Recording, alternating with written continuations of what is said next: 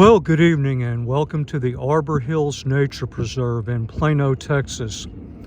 Tonight's exercise is a review and field test of the, I hope I pronounced this correctly, HOKOLITE Xowl-Bright 1800 lumen headlamp, which I have here on the left. And for size comparison purposes, I have it right next to the Petzl Swift RL, so that will give you some idea of the relative size. Now, I had no prior familiarity with this brand before the vendor contacted me. They wanted to send me a light, get a review, and as I often say, if it is a review you want, a review you shall have. So the first thing I did was try to get an idea of where does this product fit in the universe of headlamps, and based on cost and functionality, it impresses me as a budget or value for the dollar offering. It has a couple of features. For example, the headlamp is removable very easily from the strap. You can see it has a magnetic base. These things make it very easy for using around the garage, around your work area, perhaps around camp. So that makes it more of a work casual use offering. It's probably good for around the house, around a large backyard. What I'm going to look at tonight is suitability for night hiking and exploration.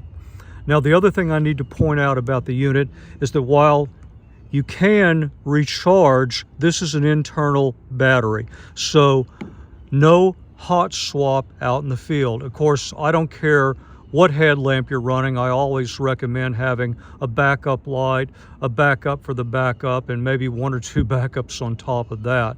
But definitely that's something that you want to think of here. There's some interesting advertised run times, although those are not ANSI FL1 specs. So what I'm going to do is kind of a combination of how does the light perform in the field, and maybe can we get some decent runtime out of, say, the medium mode. So those are some of the things we're going to look at tonight. Of course, I've got to wait till the sun goes down further, then we'll get out in the field. We'll see exactly what this light can do.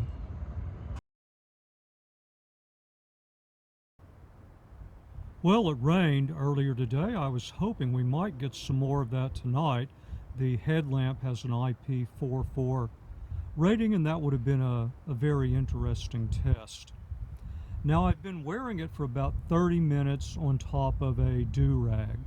The headlamp strap has some silicone banding on the inside, and that does give it a tendency to stay put, and walking around, moving my head vigorously, I've definitely found that to be the case. In terms of overall comfort, fit on my forehand, I'd have to say very good. Now, it's not the Petzl Swift RL. I had that headlamp out for another reason. That's without question the lightest and most comfortable headlamp I've ever worn. And if we were to say that was a 10 on a 1 to 10 scale, I'd rate the Xowl-Bright as maybe an 8. But, you know, for at least the first half hour, that's not bad. I think I could make it all night without hardly noticing this even on my forehead.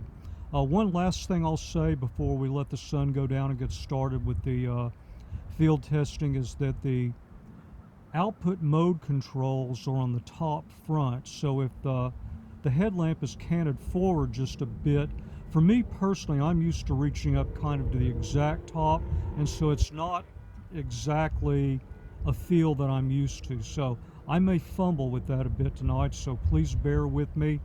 I'd show you what it looked like on my forehead, but I figure you'd probably rather look at that sunset than my ugly mug. Yeah, I knew you would agree.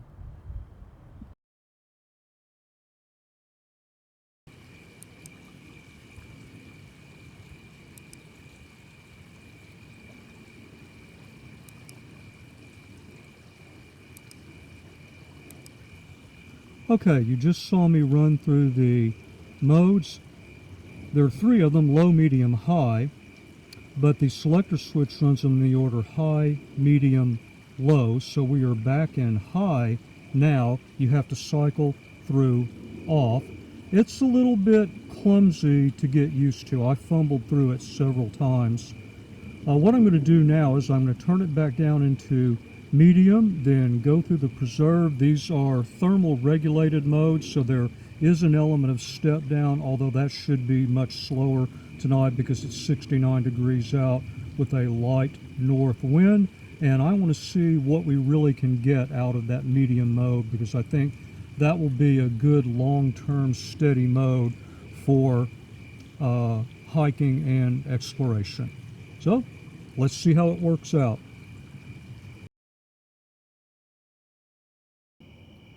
So here we are after about 8 minutes in medium mode. One thing I will mention is when you first turn the light on, you definitely want to get it in the mode you want quickly.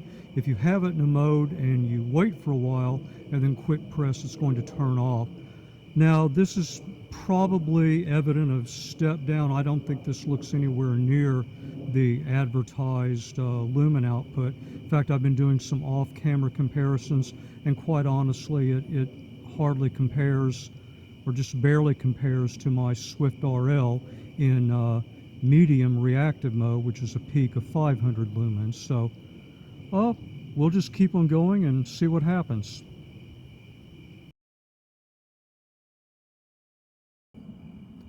So here we are at about 17 minutes. I did a reset about 8 minutes ago, and then watched it very, very closely. And yes, it's definitely stepping down. This is about the same, maybe not even quite as good as my Petzl Swift RL in medium reactive mode. I may go to about 30 minutes or so and then do a side-to-side comparison of the two, but this is more of a longevity test than anything, in terms of just basically following a groomed path in front of you and a little bit of side-to-side visibility. It is workable, but nothing, of course, like the advertised output you see in the website.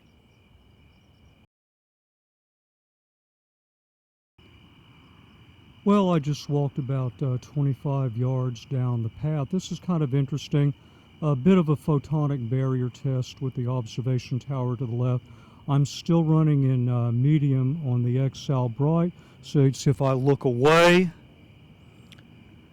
and then look back, that's what it looks like. Then if I look away, now you're looking at the Petzl Swift RL in medium reactive mode. That's 500 lumen peak, and it's reactive, so as it senses light coming back at it, it will reduce the amount of light output. So there's a brief comparison for you.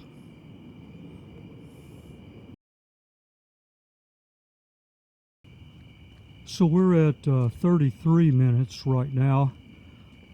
I'm walking across a path of trees on each side. The output level has remained very consistent, but this is a very low candela output after it's stepped down, so you don't have a lot of brightness. You have, just enough spread to see where you're going, see what you're doing, and again, for a groomed path, especially since I have trees on both sides, this is more than adequate. As you get out into more open space, you're going to lose a lot of side-to-side visibility. So we're just going to keep going.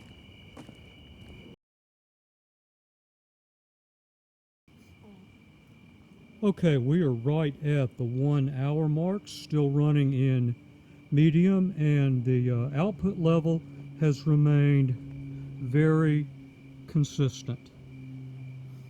So what I'm going to do is head back to the parking area, do a brief hydration break. I'm just going to keep the headlamp running in this mode, and we'll burn up some more time and see how it continues to perform.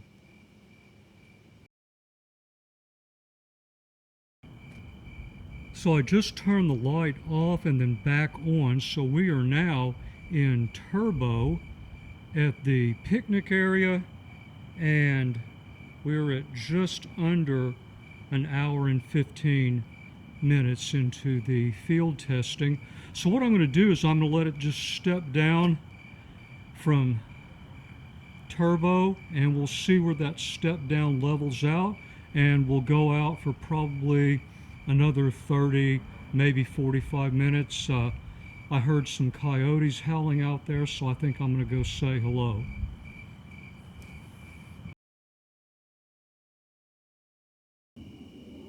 Well, almost exactly an hour and 30. You probably remember this spot. The step down from high, or I might call it turbo mode, was pretty dramatic and was very evident in less than 30 seconds. It has settled down to a level that is at least more comparable to my Swift RL at medium reactive, which is a peak of 500 lumens, although I don't think we're quite cranking that out right now. I've had the headlamp on for almost 3 hours straight, and fit and comfort are still good. Since I like this output level a bit better than the step down from medium, I'm just going to keep on going for a while, and we'll see how this holds up.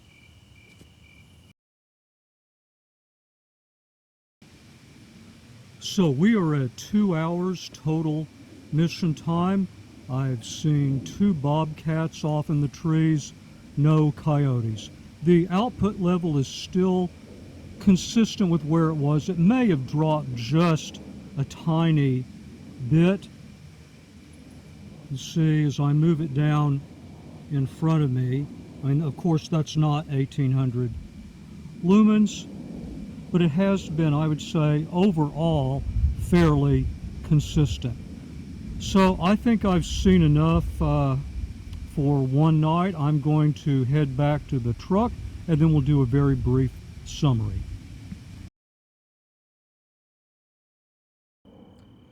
So before I turn it off, right at 2 hours and 10 minutes, and there's a claim that those outer rings glow. It looks like they're just barely glowing. Let me get some more light in here. Well, my general belief is that the nice thing about field testing is that products tend to speak for themselves. And I hope you saw enough from the light tonight to make a decision. I was really focusing on the use case of general night hiking, outdoor exploration. You know, is this suitable? Personally, I liked that high mode, and this is not a tactical light. The UI, in my opinion, is a bit clumsy. You can't go up and down between the modes. If you were in medium and you wanted to illuminate something to make an identification and go immediately up into high, you couldn't. You'd have to click, it turns off, then click, turns back on.